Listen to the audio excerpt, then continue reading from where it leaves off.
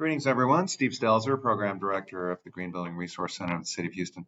So here we are at the Resilient Home Guideline, and we're at this diagnostic checklist where you can discover how resilient your home is. A resilient home, just like it says here, allows you to prepare for emergencies, shelter in place for a period, and quickly recover. And typical characteristics include durability, energy efficiency, and mitigation of chronic stressors and acute shocks. And just want to emphasize the chronic stressors and acute shocks because you'll see those in some of the questions.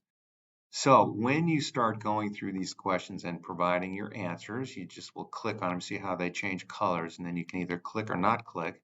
And if you don't have any of those attributes, then click none of the above, and this will keep score for you. So looking at question 1, are you prepared for a disaster at home? And question 2, is your home prepared for a disaster? Notice they're worded slightly different, okay? Are you prepared is question 1. And then this question 2, is your home prepared? And notice that the point system is higher. So in question 1, we have 1, 2, 3, 4 weighted questions. And in question 2, we have 2, 4, 6, 8 weighted questions. So this also gives you an idea of when you're looking into the resilience of your home, that some things are worth more than others. So then we have number 3, is your yard prepared for a disaster? So who would have thought that a yard would have anything to do with how resilient your home is? But this will give you some feedback here. And then, does your house reduce summer heat stress? There's the stress part I was talking about. 5 is, does your house help with energy bill stress? And then this is another one where the points are twice as much as the other questions. And then 6, does your house help with indoor air quality? And number 7, does your house help with work, commute, and isolation stress? There's another stress.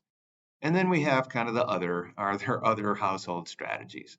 So what happens as you're clicking these, here we are in question 7, I have access to transit and ride sharing programs and use them regularly. Okay, so yeah, I do that for my house. That's 4 points. And then you come over here to question 7 and notice that the point calculator put in 4 points for you.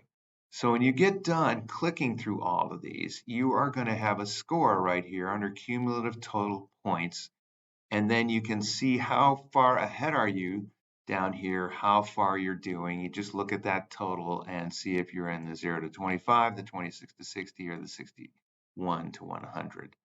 And then please, your answers will greatly assist the city in our resilience planning for neighborhoods as we want to collect metadata. So if you were to put in your zip code and hit submit, we will get your answers. Now, we won't know who you are, but we will get these answers and we'll be able to then see how we are doing neighborhood by neighborhood, or actually zip code by zip code. And it will greatly assist on where the city can expend resources, for example, to help our citizens become more resilient at their house. So you can also go on into the rest of the checklist, and you'll be able to find even more links to more important information. And this is what we have on the website currently. And definition here. Here is this diagnostic toolkit, of which is going to be live. And then here are these questions with links for you for each question. Notice it has all 4 answers, and it has various locations if you're so inclined to go for more information. So thanks for your attention, and I really hope you can help us out by filling out this diagnostic checklist. Thanks so much.